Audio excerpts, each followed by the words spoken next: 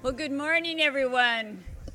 Thank you so much for coming out today. Thank you so much. It's great to see the room so full. My name is Kathy Kinloch, and I'm president of the British Columbia Institute of Technology. Don't you think it's the greatest institute we have? Thank you especially to the faculty who brought you here today and encouraged you to come. I can't thank you enough, and we'll have a celebration for you in the Great Hall after this. Thanks for bringing the students in, because it's really an important day here today, and I'm so glad that you're here. I think it'll be hopefully a life-changing for many of us. Before we begin, I'd like to, of course, acknowledge that we're on the lands of the Squamish, Tsleil-Waututh, and Musqueam, unceded traditional territories. And so pleased to have an opportunity to have a formal recognition and welcome.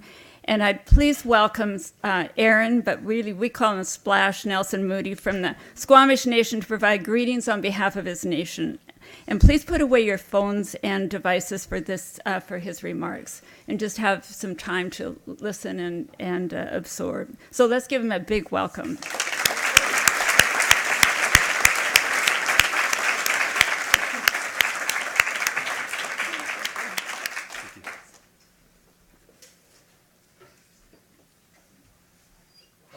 To know, Sam le when talks in the quala tinsna tina chantla chiachmas kui homolpsin och milk elk tinsequatal Sam. I wanted to share a song with you, perhaps fitting today, from a very strong woman named Sequoia, who comes from what you'd call Stanley Park today, one of the villages we historically lived in. And it's a song that speaks of resilience and overcoming grief and hardship. She's a very strong woman, and we often sing this to inspire ourselves to reach beyond what we think is possible sometimes, even from ourselves. It's a way of letting go of things that have troubled us in the past and reaching for all the good around us. We'll see him.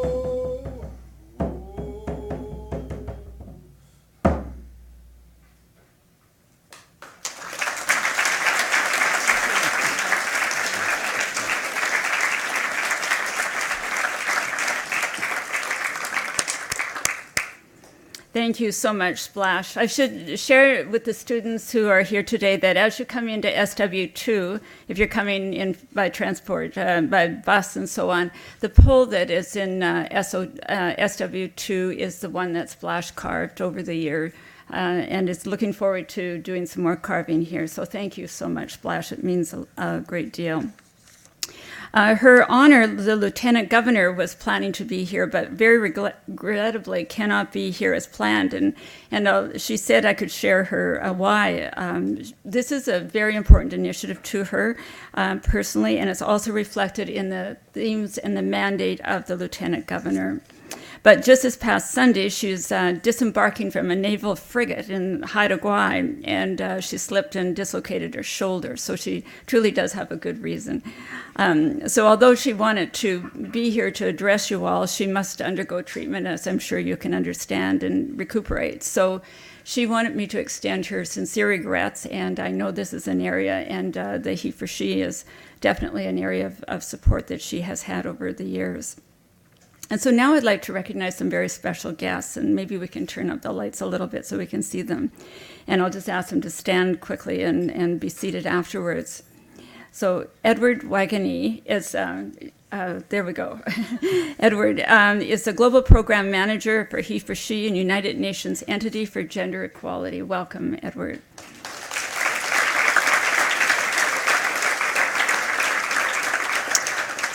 Sue Page, the CEO of Digital Technology Supercluster. Sue, welcome. And Sue is also an honorary doctorate recipient from BCIT, so one of the family. Tom Ormsby, the Strategic Communications Manager, De Beers Canada. Tom, thank you.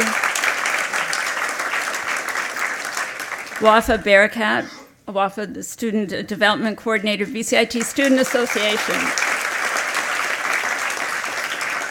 And a fabulous BCIT alum. We're extremely honored to have been chosen as a BCIT post-secondary host for this event, and while I'm honored, it's not also too surprising because of our faculty and staff and students here at BCIT who work so hard to make inclusion and respect part of our community. Which is why it's important to recognize that although the name of this event is HeForShe, I urge us to keep in mind that BCIT is a culture that works to recognize and support all gender identities. Gender inequality impacts us all, but it's especially harmful for those who identify as two-spirit, trans, and non-binary. Let today be a celebration of our diverse community and a forum to discuss how we can work towards gender equality for all. So as I introduce the various participants today, please allow me to quickly highlight a few key individuals and initiatives that I believe are fully aligned at BCIT and exemplify HeForShe's mandate and mission. First of all, I'd like just to turn the lights up so we can see Tara Welke. We'll leave them up while I'm... Tara, can you just stand for a minute? Thanks for coming today, Tara. Tara is a BCIT leader, and let me tell you a quick story about her. She's a community member who's made a huge difference for women and people in our community, but well beyond. She's a BCIT grad as well, an alum. And Tara's an instructor in the School of Health, Forensic Health Sciences program, and several years ago she traveled to Thailand to help establish a medical clinic for tribal children who were victims of sex trafficking. The numbers of victims shocked her, and children at risk. When she returned home, she read the Stats Canada report revealing that between 2009 and 2014 alone, police reported 396 victims of human trafficking right here in Canada. But we know those numbers are significantly higher now, sadly. The majority of victims are women, and one of their only touch points outside of the situation is the healthcare system. With that insight, Tara and two of her colleagues joined forces to design and deliver a groundbreaking online training module for the Fraser Health Authority. And for our guests here, that's a health authority we are in, a large health authority. And this training is now available globally. Tara's work has helped raise awareness and understanding of human trafficking. With training, they're able to get better identify potential victims and help those in need, bridging gaps between healthcare, law, and the judicial system. In 2018, we were pleased to see Tara receive the BCIT Faculty and Staff Association Distinguished Alumni Award in recognition of her tremendous contributions. Thank you, Tara, for all you do.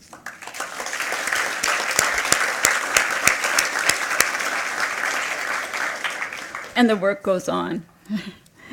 So now it's my pleasure to introduce BCIT's Vice President, Marketing and Communication, Lara Johnson. And I've asked Lara to deliver today's welcome from BCIT because she's one of the most positive, energetic people, and she has this awesome team that's put today together.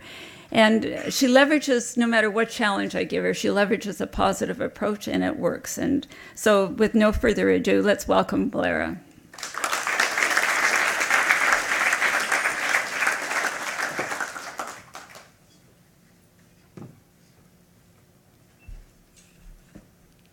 Thank you, Kathy.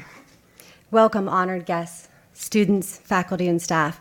We're absolutely thrilled to be hosting this discussion and event here at BCIT today. Equality for women, and indeed every human on the planet, is such an important topic to recognize and embed into our ideas and our actions, especially in this place of learning. We commend the United Nations for bringing this issue to us and for so passionately and so broadly addressing it. BCIT has a number of areas to celebrate when it comes to gender equality. For instance, Kathy Kinloch is our first female BCIT president in its near 55-year history. Additionally,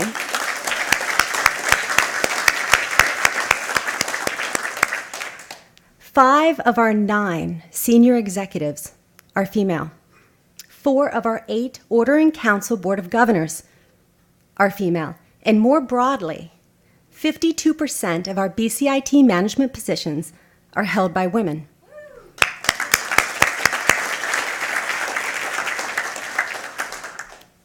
Also, at BCIT, we have 5 core values that we aim to embody every day in our work and in our interactions. One of these values is to champion diversity and inclusion. We all have a responsibility to play an active and thoughtful role ensuring that we all have the same rights, the same freedoms, the same security, the same safety in our lives and in our communities. While we have a ways to go to achieve gender equity across our institute, we're making good progress. Last year, 59% of our students were male, which is fairly consistent with previous years. This is one of the reasons that we welcome UN Women with the HeForShe message today. It's also why I'd like to take a moment and talk about the concept of allyship and why it's so important we support one another to achieve gender parity. An ally is any person that actively promotes and aspires to advance a culture of inclusion through intentional, positive, and conscious efforts that benefit people as a whole. To become an ally, our beliefs, our words, and our actions must be in sync with one another. Allies lift people up. They share growth opportunities. They recognize and constructively call out inequalities and biases. They believe and empathize in underrepresented people's experiences. And most importantly, they listen, support, self-reflect, and change.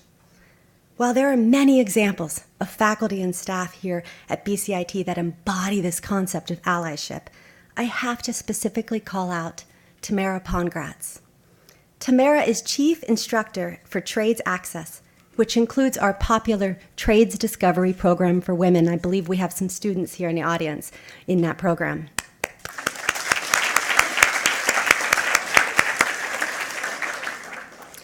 Tamara was the driving force behind setting up this groundbreaking program 15 years ago, which has nearly 400 graduates establishing rewarding careers. Tamara has not only helped to expand and transform trades education for women at BCIT, she has empowered women and in doing so shaped our province.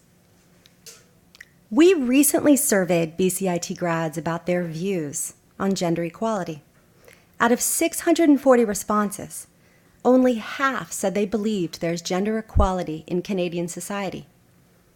Interestingly, an overwhelming 80% of male respondents indicated they believe that women already have equal opportunities as women, further highlighting the need for the HeForShe initiative.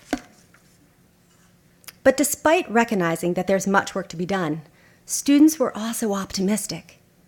Over 80% said they believe that they will see gender equality in their chosen career field in their lifetime. Over 80% consider themselves allies in the gender equality movement. And over 80% said that they believe there is a culture of allyship here at BCIT. It's great to see that confidence and optimism here. Optimism, especially actions fueled by optimism, can be an incredibly powerful thing. Our societies evolve and improve through intergenerational changes in attitudes and values. In other words, change is created and driven by young people. You have the power to affect real change in the world. And when it comes to gender equality, a great place to start is allyship. So what can we do to be allies? First, get involved in HeForShe. Take the pledge and take action. You'll hear more about that today. Also, become an ally to people of all genders. Demonstrate positive words and actions and constructively call out inequality, discrimination, and bias. And finally, consider participating in BCIT's Be More Than a Bystander program, which helps community members learn to identify and then constructively intervene in situations that pose a risk to sexual harassment or violence. Since we launched the program in 2016, we've held over 48 workshops with over 3,500 students, faculty, and staff participating. You can learn more about allyship online, where there's really great practical advice and more information. I'm looking forward to our panel discussion today, where our panelists will further explore what it means to be an ally and how we can work together to affect change. Thank you.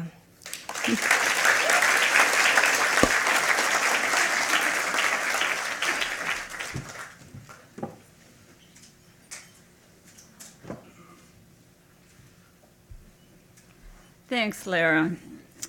In keeping, and thanks, Tamara. I wish I knew where you were sitting, so I'll find you before the end for sure.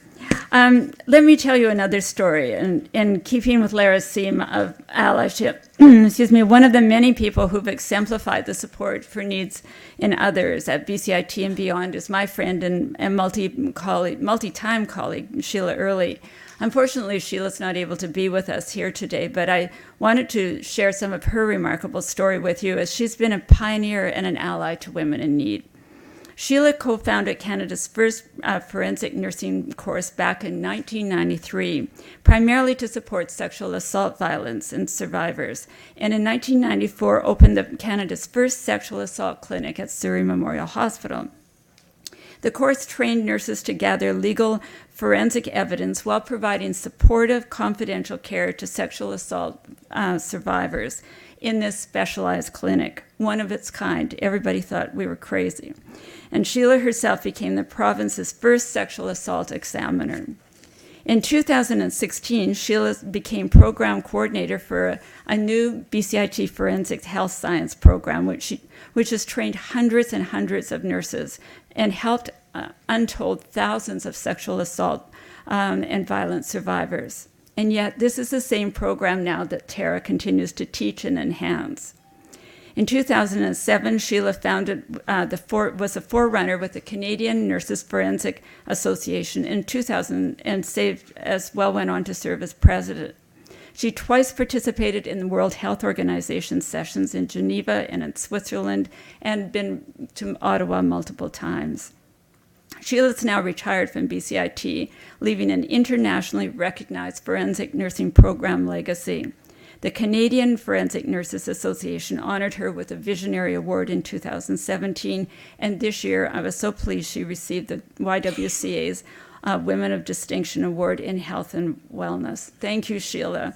Sorry you can't be with us today. Let's give her a virtual round of applause. And now I'd like to introduce Edward Wagany. He is HeForShe Global Program Manager, United Nations Entity for Gender Equality. Edward, please come up. Let's give him a warm welcome.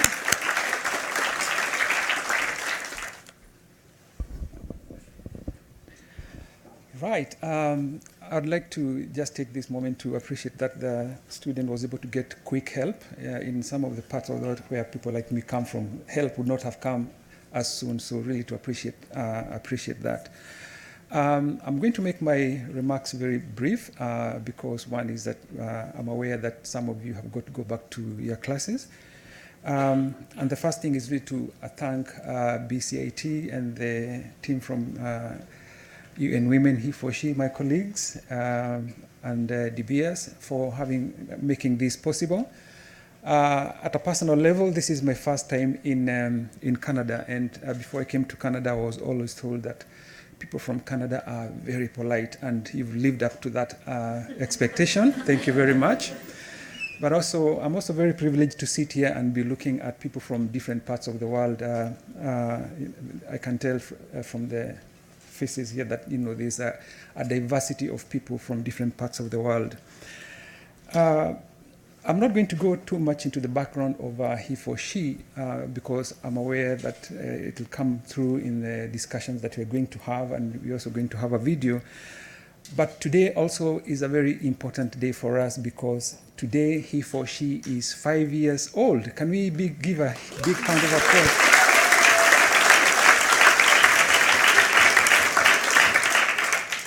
It's been 5 years of intense work, engagement, a lot of success, some failures along the way, lessons that we have learned. Just a highlight of some of the successes that we've had working with the heads of states, corporates, and universities is that, so for example, in Iceland, the government of Iceland has outlawed gender pay gap. So it's illegal to pay a man or a woman different pay. The government of Malawi has outlawed child marriage, under the age of 18, which is a big issue in most countries, and I'm made aware that it happens even in North America. But as well as having engaged many universities and working with communities, we are working with more than 250 student groups across the world, students like you. And being here today then is a big thing. Working with universities and young people is a big issue for us currently, and as we are celebrating our success, we're also looking at how, as the UN and UN Women, we are going to be building on the success that we have had with HeForShe, and we are soon going to be launching a big initiative called Generation Equality, looking at how, as we head towards the year 2030, what are the changes that we need to make and to accelerate. And part of that is also the vision for HeForShe going forward, and building on that is that we are looking at men and boys accept the importance and benefits of a gender equal world and actively promote it in partnership with women and girls. And that is within their own circles of influence and beyond, resulting in cultural and social change at individual, community, and institutional levels.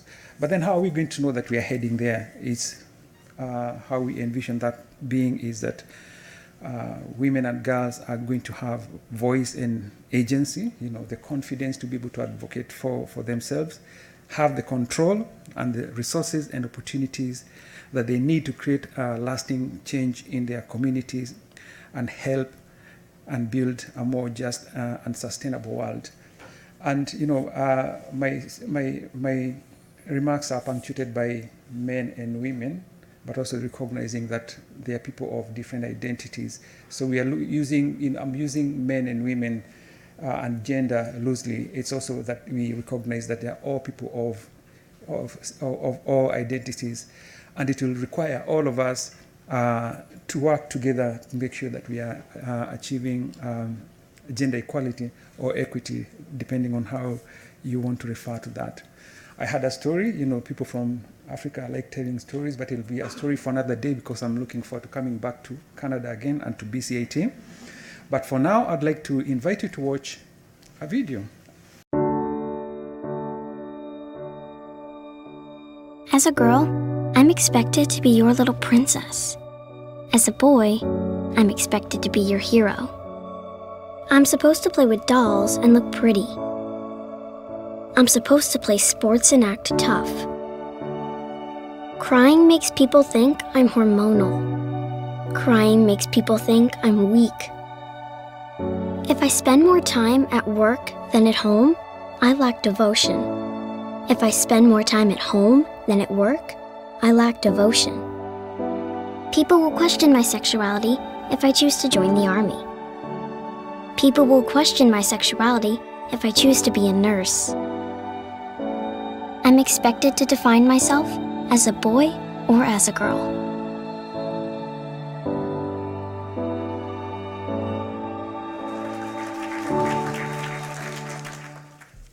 I'd like to, moving on smoothly, smooth transition, I'd like to invite the panelists that are going to be sharing their reflections, Tom, Sue, and Wafa. If you can join me on stage, please.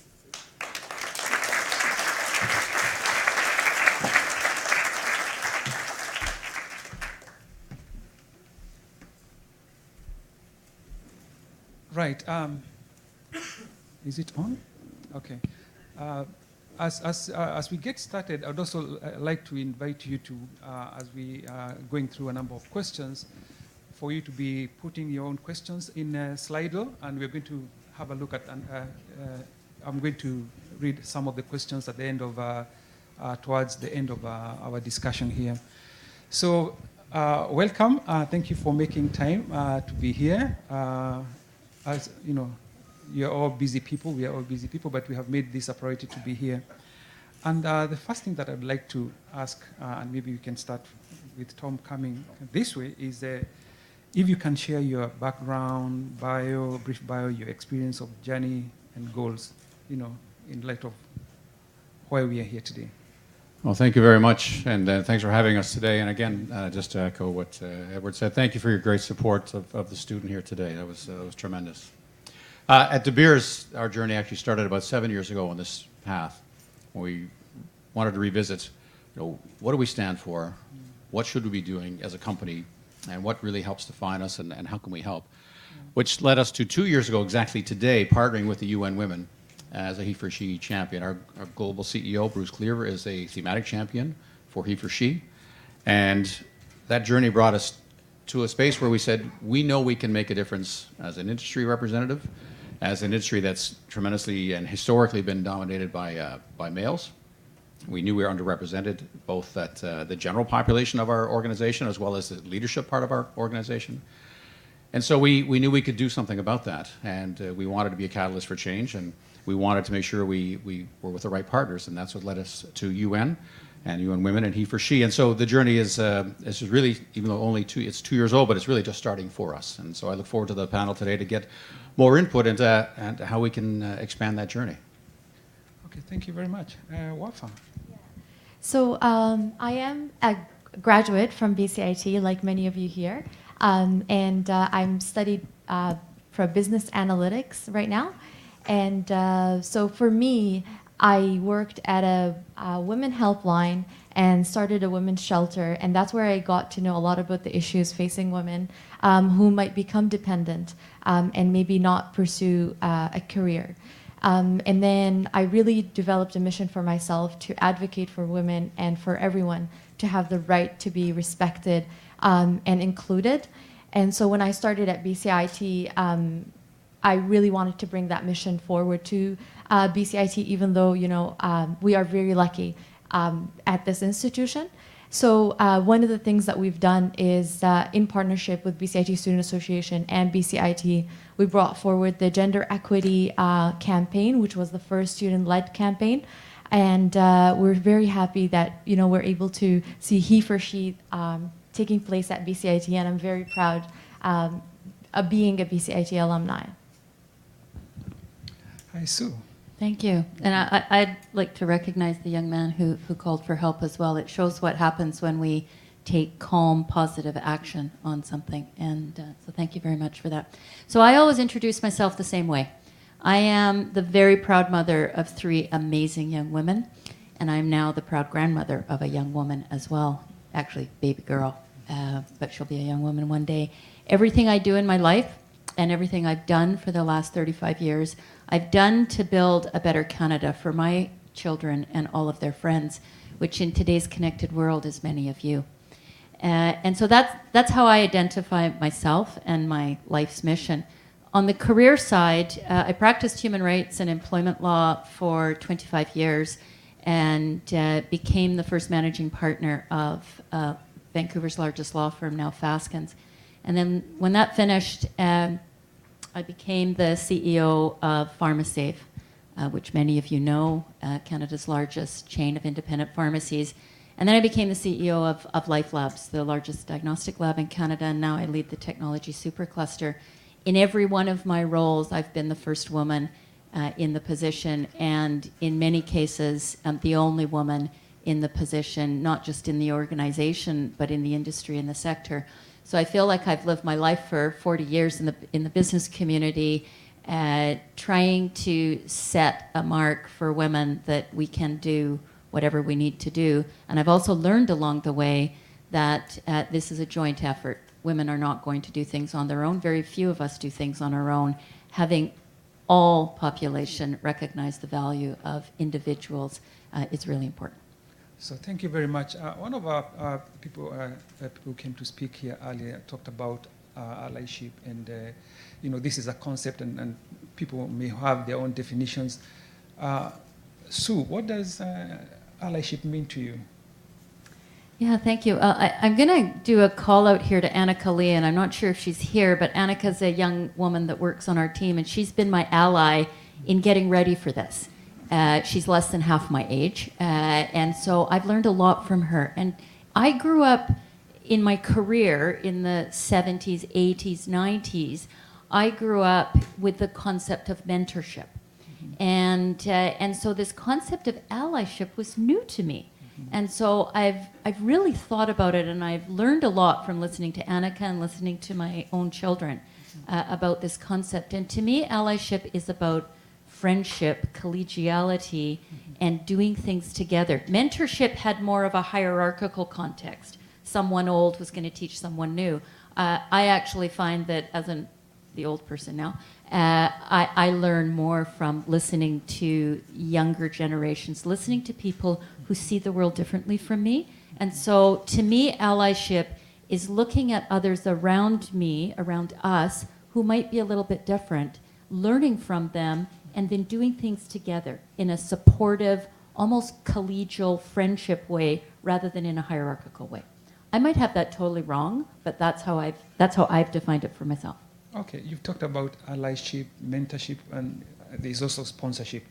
What's the difference between all these in your view? Well, to me, mentorship has more of a hierarchical context. That people who are perhaps earlier in their career or younger in their stage of life are learning from people who are older. And what I've learned, perhaps because I do have 3 quite talkative, proactive daughters, I learn as much from them than they will ever learn from me. And so I take that view into the workplace. So to me, mentorship has a hierarchical tone, whereas allyship has a more collegial tone. And I think that's way more powerful. In terms of sponsorship, I'm not naive to the fact that if you are a recent graduate or still a student or in your 20s and you want to find a path forward, having someone who has gone down that path before you help guide you, help give you some support, help perhaps push you a little bit beyond your comfort zone, that can be good as well. So I'm a big fan of sponsorship, and that's why hopefully Annika is here, because I want young people to experience different things with different groups of people, including older people like me. And so sponsorship to me is us helping to move people forward. Allyship is much more collegial and doing things together. Thank you very much. Wafa, what does allyship mean to you as a student? Yeah. So one of the things that you mentioned is mentorship. And one of the things that we do at the Student Association, and I'm involved with the Student Development Department, is actually matching students with mentors in the industry. And I take so much pride in that because we do have students who might be the only female in the class, and we pay extra attention to make sure that they are paired with a mentor who can really help them. So if this is something that you're interested in, reach out to the Student Association for finding a mentor. And allyship for me is someone who can cheer me on and also join in on the fight when it needs to. Sometimes, people are afraid to speak up because it's harder to be the one that's, not involved in the group and, actually speak about it. And I think one of the things that I find here in Canada is there's a lot of stigma around, discussing discrimination. It's kind of put under, suppressed and not really talked about. And you rather be ignorant about it than actually offend someone. So it's something that we should be talking about, like discrimination, and asking the question when you actually have questions, because that's the only way we can resolve them. And so that relates to allyships, because I did have a lot of both women and men give me opportunities where I needed, and they've been an ally for me. Okay, Yeah. so thank you very much. Tom, what does ally mean to you at two levels, as a man, but also coming from and working for a big company as De Beers? You put a curve on that one. I didn't expect the first part of that. Well, certainly for me, I'll start with the personal side. And we were having a chat earlier, and my role model my whole life has been my sister, my older sister, complete superstar. In a male-dominated career for 3 decades, and been one of the leading sports writers in this country for over 30 years, and one of the leading voices in athletics in North America as well, and with a worldwide stage, and a success at everything she's done, and the most quality person I've ever known. And so, to me, I just, as a personal ally to her, I'm someone who has so much respect for her. Whatever she needed, I wanted to be there. If she needed something, which, and I would give her credit, she didn't need a whole lot of help, but obviously we all get somewhere with help. To me, that's being a personal ally. And I couldn't define what she was going to need from me. I was younger, I feel she was much stronger, smarter, and still do. But that was my personal journey. And for me, I'm so pleased to be, I hope I've transferred that to my daughter, who's also in a non-traditional role. Gone through the STEM, currently a captain in the Army, and kicking butt and taking names the whole way along. She's beaten the boys and the girls her whole career. And so I think as a personal ally, just being able to be there for them when they needed me, for whatever that need was, and I could never guess what that need would be. So as someone involved in an organization who has a male-dominated history, not just our company, but the whole industry, and certainly much of development in general in the world, this is our opportunity as an ally to be there for those who need us. And we recognize, certainly in the space of the very basic half the planet needs help from the other half of the planet. It's as simple as that, and we know that we can make a difference. Our representation of those who are female inside of our industry was very, very low. We said, well, we're missing out. We're missing out. 19, 14%, whatever the number is, we're missing out. Half, that should be 50%. And so, as an ally in an organization, and as an ally in industry or any organization, you take what resources and abilities you have to be that support. And it's a consistent support. It's not a one-off. That's where a sponsor becomes important. A sponsor can open a door. This was a sponsorship this week to stimulate a conversation. And that's different than being an ally. But they're all needed, right? And just as a mentor is also needed. And so for me, an ally is someone who has made that commitment to be there. And personally in my life, I'm quite proud of where my family and my role models, my sister, and I'm proud of my daughter. But as a business, I'm proud of where we're starting to go, to be that ally for so many people who need it. And I think we can open more doors. But it has to be genuine, and it has to be commitment that's long term. It can't just be today. Okay. So thank you very much. Wafa, okay. Okay, I'll just take one question quickly. Wafa, STEM disciplines are often not reflective of diverse community. What steps do you think could address this? And this is important to you being as a student. So when we look at the stats, we see that less than 12% of engineers are women. And in terms of post-secondaries, we're very lucky at BCIT to have an equal portion. But we see that 85% of STEM professors at post-secondaries are men. And if we think of the scientists that come to our mind, we usually imagine a male figure. And this is basically, like for us to actually think back at these statistics and the visible people that we're viewing as scientists.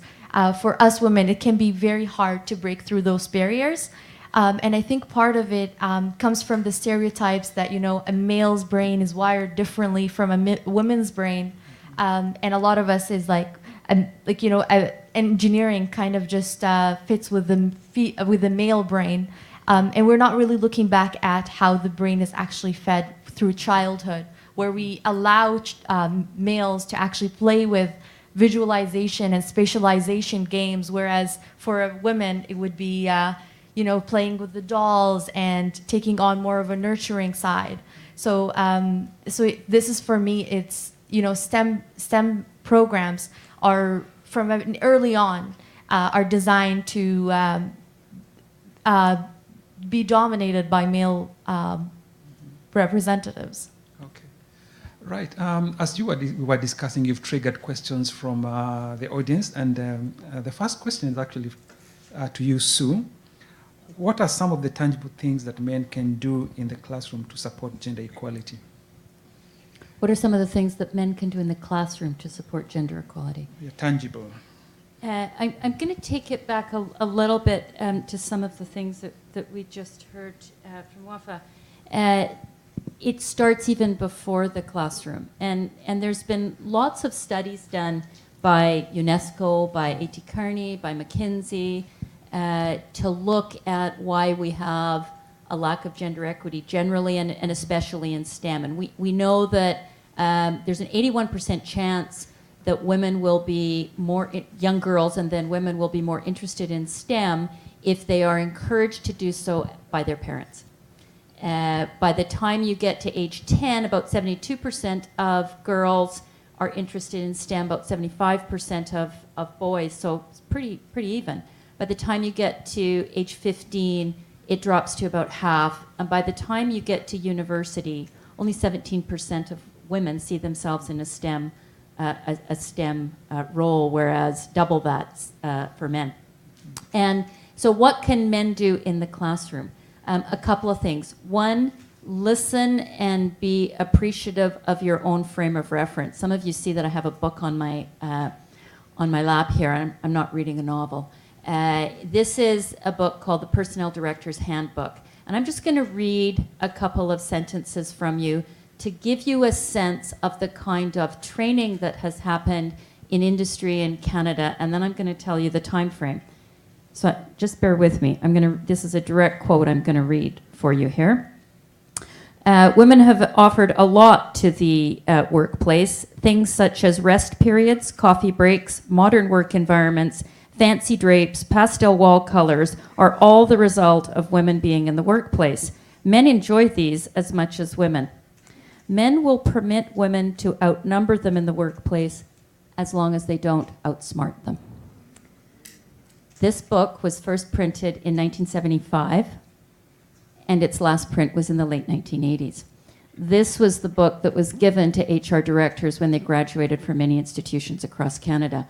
This is the book that has been used to train many of the HR directors who are now vice presidents and senior vice presidents. And we pass on what we learn from those senior to us. So what I would say to instructors, what I would say to students, and anybody here, male or however you identify, think about the kind of frame of reference that we've given to ourselves for literally a generation and how that impacts the women that are around us, and whether they are in our classrooms or whether they are in our families or in our workplaces. Because if we have this kind of frame of reference, we are not going to succeed in reaching gender equity. And so that's what I would say to men is be alive to the fact that this is the real training that has happened, and unlearning that is going to take the kind of positive action that we saw this young man take about an hour ago. We have to speak up and we have to act. Okay. So the second question, and any of you can answer, is how do you respond to those who think that gender bias does not exist? Wow. Okay. Let me jump right in on that one. One of the things that we've done at De Beers in the last couple of years in this journey of trying to do our part for gender equality was we recognize that, and gender certainly in the binary sense, but it applies across to all identifications. And we've gone through a training exercise for all of our leadership group across the company, manager level, supervisor level, and we took as part of that an unconscious bias training. And I'd like to think I came from a very traditional upbringing, but I'd like to think that I've learned, I've developed empathy, I've had life experiences that have changed my mind, and like I said, my hero, my role model has been my sister my whole life. I'm super proud of my daughter and all my children. Well, we went through the unconscious bias training, and the best way to describe it, they showed a visual of an iceberg, basically. And there's some things that we feel that we can, maybe, navigate through the obvious stuff. I see someone's skin color. I see someone's, apparent gender. I see what, maybe their social status. And so I think, okay, well, maybe I won't judge those people because this is just something obvious at the top of the iceberg above the waterline. When we explored what's below the waterline, and we all know about icebergs being 10% above and 90% below, that was an eye-opener. And so bias exists. And the whole idea is how do you learn that there are biases, and how do you learn to identify what yours might be, and then how do you learn to overcome those biases? And it's a lifelong exercise. And one of the biases that I didn't realize, and bias is grouping people. And so when I was young, in my lifestyle, my family, we actually screened people by church. You were either Catholic or you weren't. And it wasn't mean. It was just, well, you must have, if you weren't Catholic, then you went to the public school. And I have no idea what your faith might be, but there was only, as far as I was a kid, there were two. There was this or none, right? And then things that maybe you start to do, such as, well, you dress really well, or you come from an affluent family, so therefore you may be better than me. And so biases exist, and certainly and there's many. And so it's that reality of putting our hand up and say, yes, they are there, but then coaching and learning. How do we get over that? And it's going to take time, but I think there's certainly demonstrable steps we can do, like this discussion today. Standing up when you have a chance. If you believe in it, if you commit to it, that's the start. And then I think from there we then have to understand from the other person. What is it I don't know about you that's holding me back from doing my part to empower you and to make sure there's equality there? Biases exist.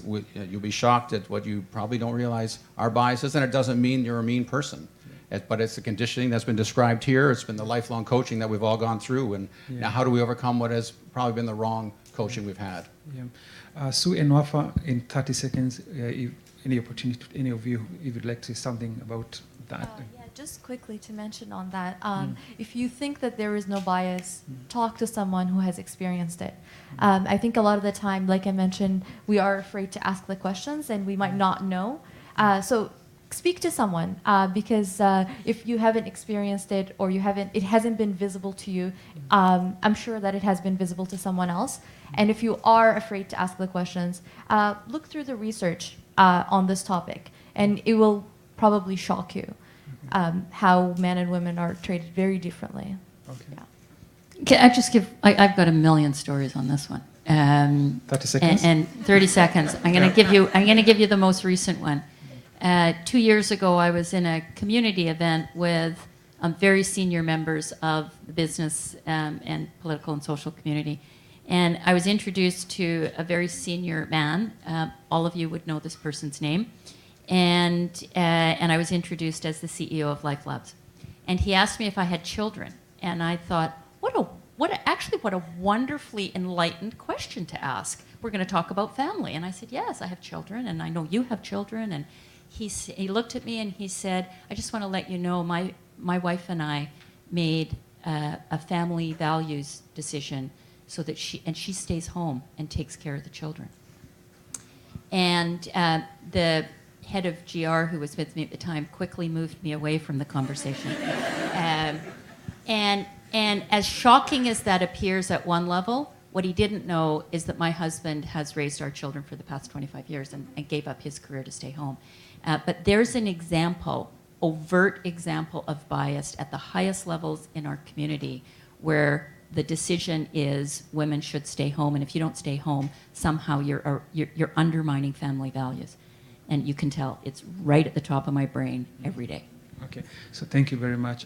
Tom, this wraps up the tour in Canada. Any final remarks and thoughts about this? Oh, first of all, it's great to have a room that's committed to hear this discussion today, to be part of this discussion, not hear it, to be part of it. And I think that's the key, is that commitment to stand up. And for us as a company at De Beers, one of the things that we did when we became a partner of the UN Women and HeForShe was make a public commitment to stand with women and girls. And we're going to do it in a variety of ways, whether we've committed to, for example, parity in hiring for all our senior positions by 2020. We're making great progress there. Providing the STEM scholarships that we've done for women across the country. We've supported Indigenous girls through camps to give them an exposure in grade 7 and 8 to what post-secondary could be for them as a career. But I think that commitment is key, and that's what I'm hearing all week. People they're learning, but when they come in they've either come in as committed or they're starting to understand a commitment is required, and a public commitment holds us to it. And I think that's what's key.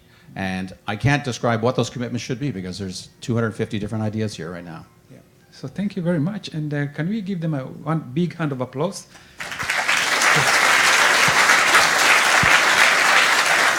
So thank you very much.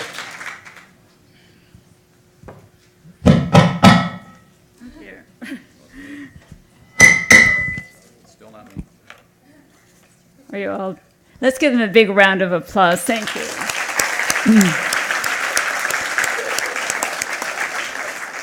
What an inspiring discussion, and I've had the privilege of spending time with Sue and Wafa, and each time I hear them speak, I learn more. So, Tom, thank you as well for sharing your thoughts and moving forward. Edward, thank you as well for your contributions.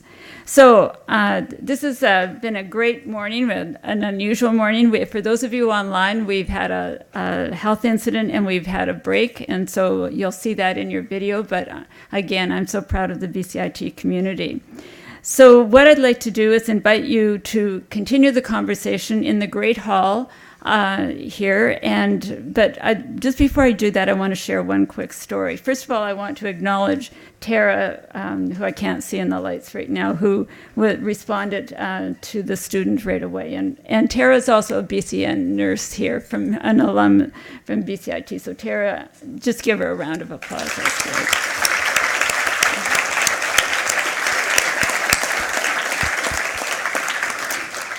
So, two special people. You're all special, but I really do want to acknowledge, and maybe have Shannon, Kelly, and Joseph stand. And I just want to acknowledge them because, I'm going to embarrass them and have them stand the whole time. So Shannon and Zaw are really special people. Zaw is an advisor in BCIT Indigenous Services, and Shannon is a program head for communication in our School of Computing and Academic Studies. And I'd particularly like to recognize them because they have been leading our diversity circles, and they've been at BCIT to continue our conversation and to make sure that we are really focusing and opening new doors. And thank you, Shannon, so much. Let's give her a round of applause.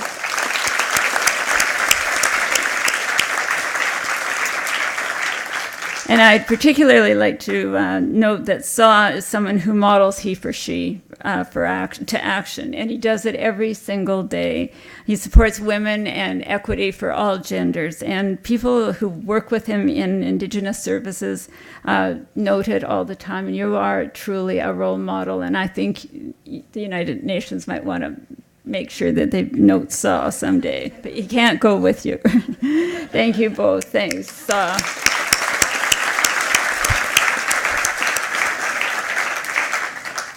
So this, the program, I just want to do a little infomercial for it. The program began with funding from Social Sciences and Humanities Research Council and is now fully funded by BCIT. So this diversity circles I talk about is uniquely modeled on the Indigenous framework to create a safe place for all participants sharing stories and experiences and talking about the lens and the gifts that they've received. So it's open. You'll see ads around, or it'll be advertised throughout our community. And if you are interested, please, it's a drop-in, and you are more than welcome, because we want to make sure that BCIT is a welcoming, safe, diverse community. But this seems like this good time to invite you all to the Great Hall. Some of you know the shortcut now, so you'll be able to get there first for the food outside, out that door. And you'll have the HeForShe team will be there, diversity circles, a variety of resources at BCIT who are devoted to gender equality, and there's food, so for the students, and refreshments. So please, thank you for coming, thank you for participating, and thank you for